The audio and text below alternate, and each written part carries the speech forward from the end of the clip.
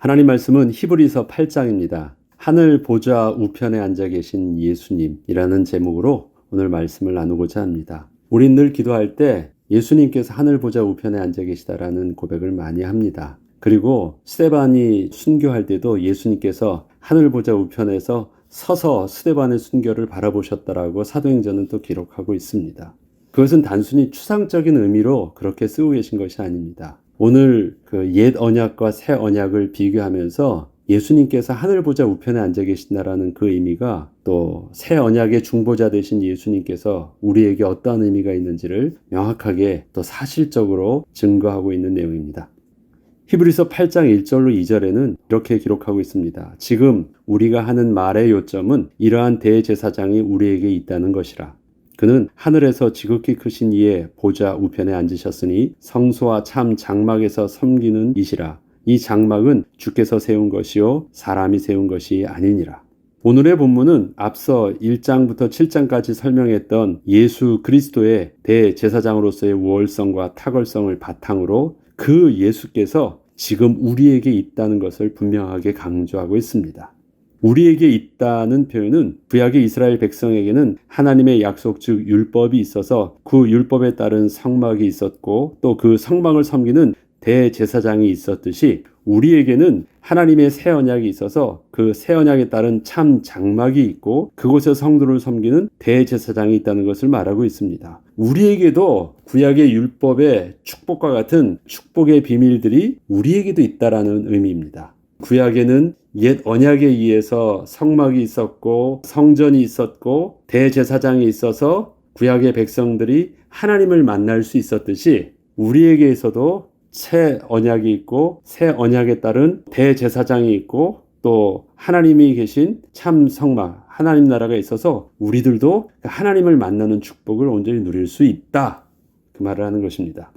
계속해서 대제사장의 역할을 좀 더 자세히 설명하면서 우리에게 있는 대제사장 되신 예수 그리스도는 어떻게 그 역할을 감당하고 계시고 우리는 어떻게 그 대제사장 되신 예수 그리스도를 통하여 새로운 하나님의 언약을 축복으로 누릴 수 있는지를 알려주고 있습니다.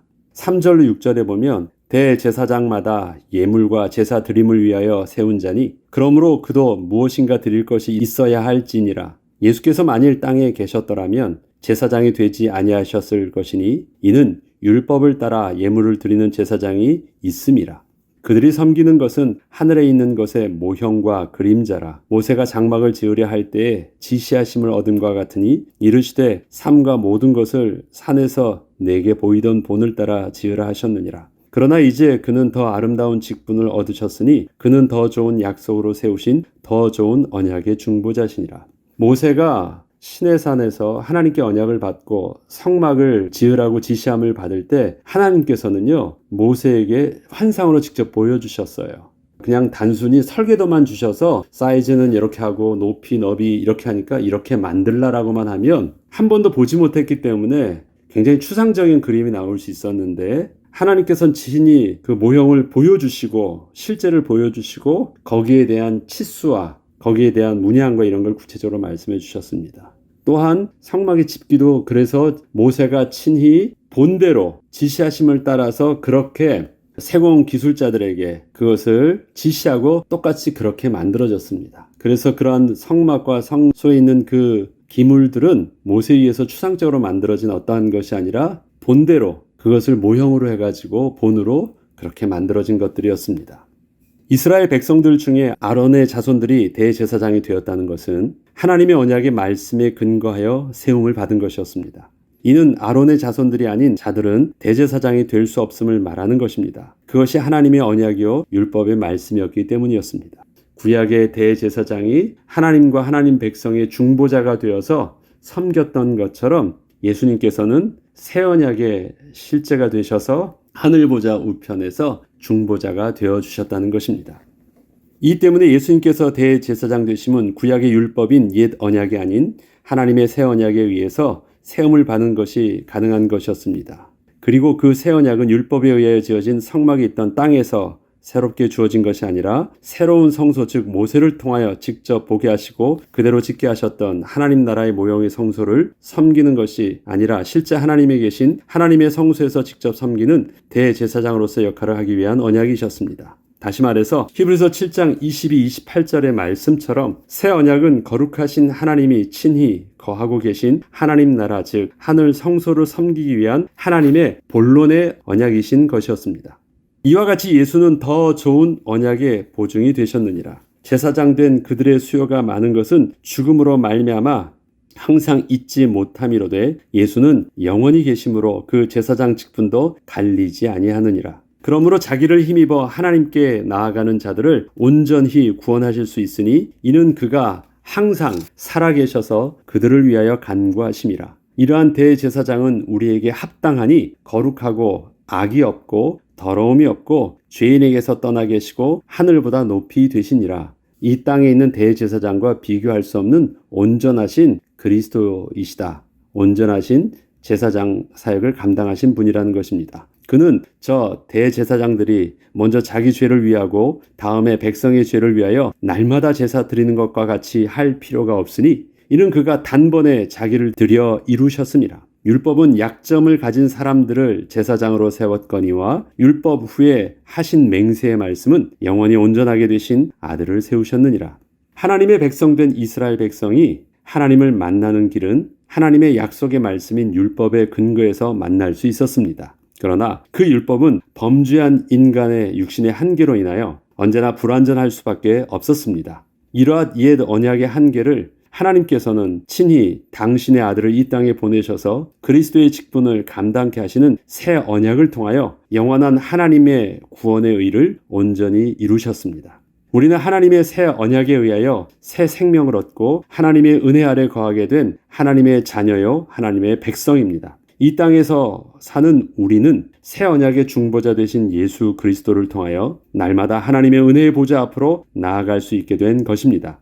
이는 예수 그리스도께서 하늘 보좌 우편에 계셔서 새 언약의 중보자 되사 날마다 우리를 위하여 하나님께 간구하고 계시기 때문입니다. 이와 같은 새 언약의 제사는 초대교회에 중심된 설교 내용이었습니다. 그렇기 때문에 이러한 예수 그리스도의 대제사장직을 이야기하려면 예수님의 십자가에서의 죽음을 반드시 증거할 수밖에 없었고 예수의 십자가 사건은 구약의 희생 제사의 제물 되신 뿐만이 아니라 친히 그 희생 제사를 주관하는 제사장으로서 그 직분을 감당하고 계심도 함께 증거하였던 것입니다.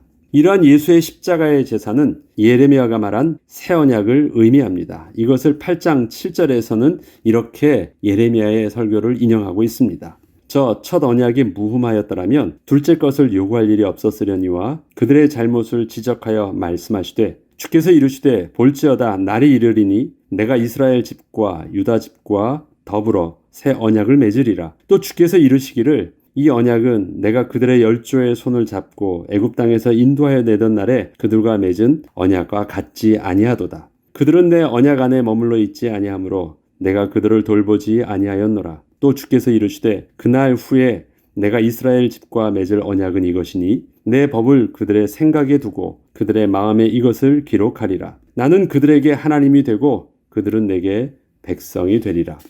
이처럼 초대교회 성도들은 예수님의 십자가의 죽음을 분명하게 새 언약의 제사로 이해하고 있었습니다. 그런데도 성도들이 다시 옛 언약 즉 구약의 제사 종교로 되돌아가려고 하였기에 그리스도의 신앙으로 온전히 설 수 없었던 것이었습니다. 이 때문에 히브리서 기자는 이러한 유대교에서 입교한 성도들의 그 모습을 보면서 성도들이 옛 언약과 새 언약의 차이를 충분히 깨닫지 못하고 있음과 더불어 옛 언약이 완전히 폐기되었음을 온전히 깨닫지 못했다는 것을 알고 다시금 자세한 설명을 히브리서를 통해서 설명하고 있었던 것이었습니다. 히브리서 기자의 의도는 옛 언약에 의한 제사가 예루살렘 성전에서 행해졌었는데 레위 계열의 제사장들이 드린 제사가 멜기세덱의 반차를 쫓은 예수께서 드린 제사에 의해서 완전히 무효화된 것을 보여주려는 것이었고 이전에 드려졌던 제사는 예수의 제사의 그림자에 불과했고 마침내 그 실제가 되시는 예수 그리스도께서 친히 오셨으므로 그림자는 더 이상 필요가 없음을 보여주려는 것이었습니다. 또한 제사가 드려지는 성전 자체에 대해서도 예전에 드려졌던 제사의 장소인 성전은 하늘 성전의 그림자일 뿐이었고 예수께서 십자가에서 죽으실 때 성소와 지성소를 구분하였던 그 성소의 휘장이 찢어짐으로 땅에 있던 성소의 개념이 완전히 무효화되어 버렸음을 증거하면서 결국 새 언약은 옛 언약을 완전히 대치시켜 버림을 증거한 것이었습니다. 그리고 새 언약은 돌비에 새기는 것이 아니라 우리 마음에 새기는 것이라고 증거합니다. 내 법을 그들의 생각에 두고 그들의 마음에 이것을 기록하리라. 나는 그들에게 하나님이 되고 그들은 내게 백성이 되리라. 우리의 마음속에 새겨진다는 것은 성령께서 우리의 마음속에 내주하사 깨우쳐 주시고 인도해 주신다는 것을 가리킵니다. 또한 구약의 돌비에 새겨진 언약이 엄중한 율법의 강제성에 의해 집행된 것이었다면 하나님의 백성의 마음속에 새겨진 새 언약은 하나님의 백성이 마땅히 기쁨으로 순종하는 자발성에 의해 집행됨을 알 수 있습니다. 이처럼 하나님의 은혜의 선물인 믿음을 통하여 예수를 주로 고백함으로 구원함을 입고 성령의 인도하심을 따라 스스로 하나님의 말씀에 순종할 수 있게 된 우리는 오늘도 우리의 자발적인 결단을 요구하시는 하나님 앞에서 다시금 예수께서 나의 왕 되시며 주인이심을 고백함으로 지금도 하늘 보좌 우편에 앉아서 우리를 위해 친히 기도하시고 하나님께 우리를 중보하여 주시는 그 그리스도의 은혜를 통하여 하늘의 신령한 축복을 누리는 날 되기를 오늘도 기도해야 되겠습니다. 오늘도 예수 그리스도께서는 하늘 보좌의 우편에 앉아서 이러한 우리의 기도에 화답하시고 우리의 기도를 하나님께 친히 또 아래는 중보자 되십니다. 예수 이름의 비밀이 바로 그것이고 오늘도 우리는 그 예수 그리스도 이름으로 기도할 때 이러한 하늘의 신령한 은혜를 누리게 될 것입니다. 기도하겠습니다. 하나님의 자녀가 예수 그리스도 이름으로 하나님께 기도할 때 주님께서 우리의 기도를 중보자 되사 하나님께 아뢰음을 오늘도 주의 말씀을 통해서 확인케 하여 주심을 감사를 드립니다. 오늘도 우리의 삶이 소망이 있고 기쁨이 있고 풍성할 수 있으며 하늘의 신령한 은혜를 누릴 수 있는 것은 우리 가운데 성령으로 함께 하시는 예수의 영이 계시기 때문입니다. 그 은혜를 따라 오늘도 승리하는 축복의 날 되게 하여 주옵소서. 감사드리며 우리 주 예수 그리스도 이름으로 기도합니다. 아멘.